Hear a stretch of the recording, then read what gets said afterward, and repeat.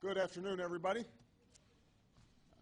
Yesterday, before votes were tallied, I shot a video that some of you may have seen in which I said to the American people, regardless of which side you were on in the election, regardless of whether your candidate won or lost, the sun would come up in the morning. And that is one bit of prognosticating that actually came true. The sun is up, and I know everybody had a long night. I did as well. I had a chance to talk to President-elect Trump last night, about 3:30 in the morning, I think it was, to congratulate him on winning the election, and I had a chance to invite him to come to the White House tomorrow to talk about making sure that there is a successful transition between our presidencies. Now, it is no secret that the President-elect and I have some pretty significant differences. But remember, 8 years ago, President Bush and I had some pretty significant differences. But President Bush's team could not have been more professional or more gracious in making sure we had a smooth transition so that we could hit the ground running. And one thing you realize quickly in this job is that the presidency and the vice presidency is bigger than any of us.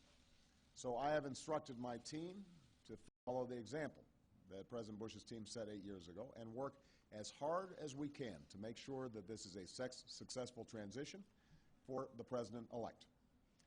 Because we are now all rooting for his success in uniting and leading the country.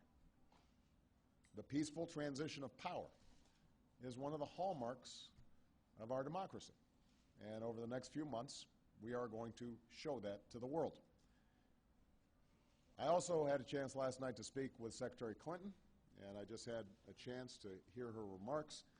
I could not be prouder of her. She has lived an extraordinary life of public service. She was a great First Lady. She was an outstanding senator for the state of New York, and she could not have been a better Secretary of State. I'm proud of her.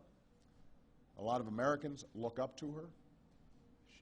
Her candidacy and nomination was historic and sends a message to our daughters all across the country that they can achieve at the highest levels of politics. And I'm absolutely confident that she and President Clinton will continue to do great work for people here in the United States and all around the world.